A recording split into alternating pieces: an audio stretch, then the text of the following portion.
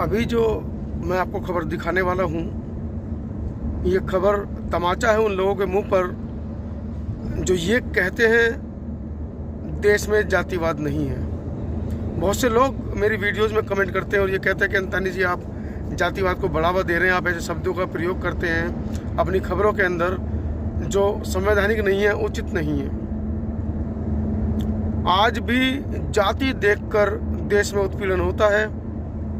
आज भी महिलाओं के साथ जाति को देखकर उत्पीड़न होता है, युवाओं को जाति को देखकर उत्पीड़न होता है युवाओं के साथ में। और आप देखिएगा ये खबर निकल कर आ रही है पिथौरागढ़ से, जहाँ पर जो स्टूडेंट हैं, छात्र हैं और दूर दराज से आकर वो पिथौरागढ़ में पढ़ना चाहते हैं क्योंकि वहाँ पर एक बड़ी यूनिवर्सिटी है, लेकिन वहाँ पर उनको जाति देखकर मकान किराए पर नहीं मिलता है, कमरे नहीं मिलते हैं। आप सोचिए, जिस देश में युवाओं से, छात्रों से इस तरह की जातिवाद की खबरें निकल कर आती हैं, तो आप सोचिए कि किस कदर इस देश में जातिवाद हावी है। छोटे छोटे बच्चे जो ग्रेजुएशन करना चाहते हैं, बीए करना चाहते हैं, एमए करना चाहते हैं, जो पढ़े लिखे बच्चे हैं, जो कल का भविष्य है, उनके साथ जब इस तरह की जातिवादी मानसिकता आएगी तो भविष्य उनका कहाँ जाएगा? भविष्य में वो किस तरह का इस देश के प्रति एक जो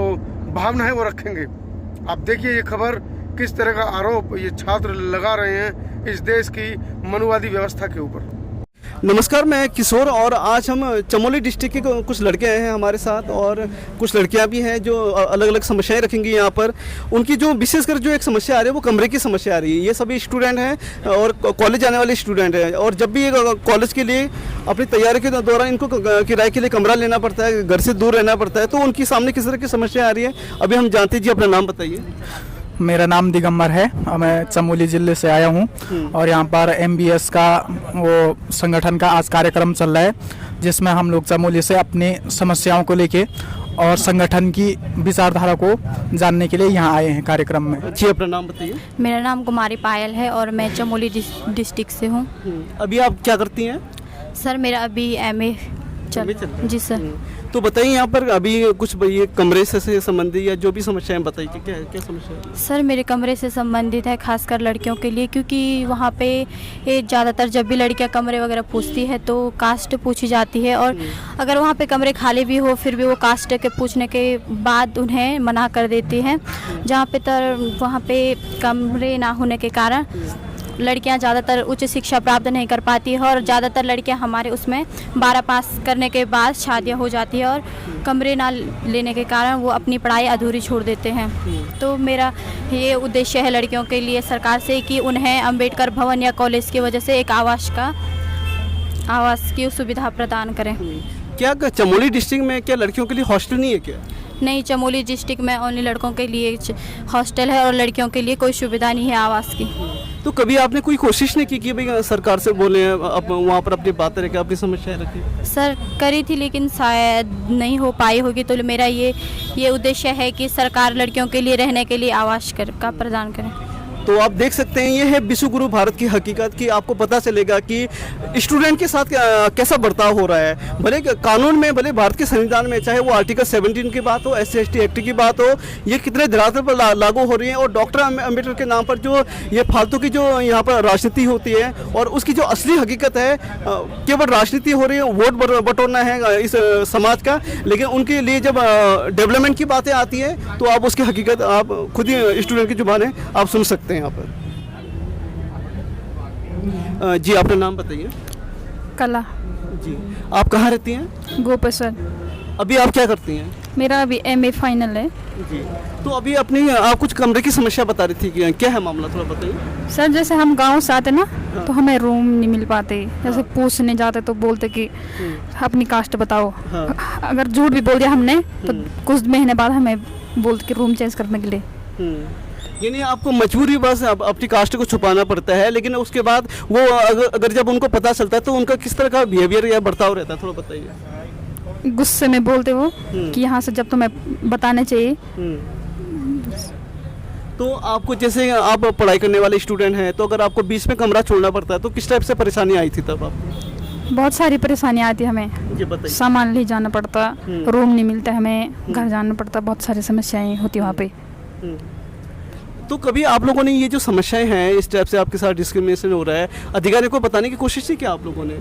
नहीं, अभी तो नहीं बताया, सिर्फ मम्मी पापा को बताते घर, अभी तो किसी को नहीं बताया। तो ये समस्या तो केवल आपकी अकेली नहीं होगी, अन्य स्टूडेंट की भी होंगे, तो आप लोग मिलकर कुछ नहीं करते इसमें? बोलते हम जो यहाँ है ना अम्बेडकर भवन गोपेश्वर में, वहाँ बोला हमने बहुत बार, लेकिन उन्होंने कुछ किया ही नहीं अभी तक। बताइए जी, मेरा नाम रमेश कुमार है जी, मैं चमोली का रहने वाला हूँ जी। तो बताइए कि क्या समस्या आ रही है अभी, जो कुछ कमरे की समस्या कुछ सर समस्या ये है कि मैं जब 12 पास होने के बाद मैं गोपेश्वर में गया था, तो कुछ दिन हमने कोई मतलब हाई कास्ट वाले के यहाँ कमरा लिया था। तो सर उन्होंने 2-3 दिन के बाद मुझे पूछा कि क्या मतलब कहाँ किस कास्ट से हो। तो मैंने ये पूछा कि सर मैंने अपनी जो जाति है वो बताई, तो उन्होंने तो तीसरे दिन में कमरा खाली करवा दिया था सर। अच्छा जी। तो आपने उसके बाद इसकी कभी आप कोई शिकायत करने की कोशिश की कि भाई सर आपस में तो हमने वो करे थे, लेकिन हमको कोई सपोर्ट नहीं मिल पाया जी सर। तो अभी आपको किस तरह की परेशानी आ रही है? जब आपका कमरा नहीं है तो पढ़ाई कैसे कर पाते हैं? सर उस समय कुछ दिन मुझे घर से आना पड़ा, और उसके बाद वहाँ पे हॉस्टल की व्यवस्था थी, तो मैं उसके बाद हॉस्टल में चले गया था। तो जो हमारी बहन है उनके लिए मेन दिक्कत हो रही है कि उनके लिए ना तो हॉस्टल है, ना किसी भी प्रकार की कोई सुविधा नहीं है।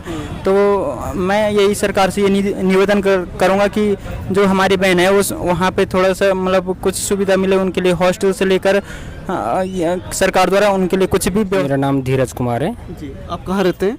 जी, मैं गोपेश्वर में कॉलेज में पढ़ता हूँ और मैं चमोली ज़िले का रहने वाला हूँ।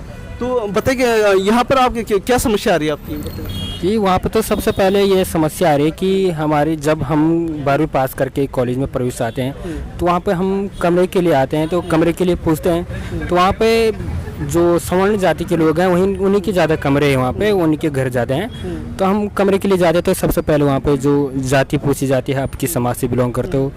जब मूल निवासी बहुजन समाज के बच्चे स्टूडेंट अपनी कास्ट के बारे में बताते हैं, तो उनको कमरा देने से या कुछ बहाना मार के उनको कमरा नहीं दिया जाता है। और वहाँ पे लड़कों के लिए तो हॉस्टल है, पर लड़कियों के लिए काफ़ी दिक्कतों का सामना। आप ये बताइए कि जब इस तरह की समस्या आपके सामने आ रही है कि भाई कमरा मिलने में जो सवर्ण लोग हैं आपके साथ भेदभाव करने, तो कभी आपने कोई कंप्लेन की या कभी किसी अधिकारी को बताने की कोशिश की है इस पर? ये समस्याएं तो हमने मतलब अनौपचारिक तौर पर बताई उनको, चाहे अपने कभी कहीं मुलाकात हो उस तरह की बताई, पर कोई उचित कार्रवाई नहीं हुई। और क्या बोलना होता है आपने स्पष्ट तरीके से बताया कि किनको बताया आपने? जी, जो हमारे जो कर्मचारी मूल निवासी समाज के कर्मचारी है, चाहे वो डिस्ट्रिक्ट लेवल पे ब्लॉक लेवल पे, उनसे हमने ये बातें शेयर की, और सारे लोग जानते हैं वहाँ पे इस प्रकार के, फिर भी कोई लोग आवाज़ उठाए। आप अधिकारियों को नहीं बताया आपने, किसी अधिकारी को इस बारे में? जी सर, हमारे समाज में जैसे वहाँ पे जो नगर पालिका अध्यक्ष है उनको पता है, और जो वहाँ पे जो कलेक्टर में काम करते हैं विभिन्न पदों पर वहाँ पे हमारे बहुजन समाज के, उनको भी ये समस्याएं पता हैं, लेकिन इनका कुछ अभी तक कुछ समाधान नहीं हुआ है। वीडियो के बारे में आपके क्या विचार हैं लिखना ना भूलें। चैनल पर नए हैं तो सब्सक्राइब कर लीजिए, घंटी पर ऑल का बटन दबा दीजिए। धन्यवाद। सब्सक्राइब करें आपके अपने चैनल समता आवाज़ टीवी को, बेल आइकन दबाना ना भूलें सबसे पहले हमारी वीडियो देखने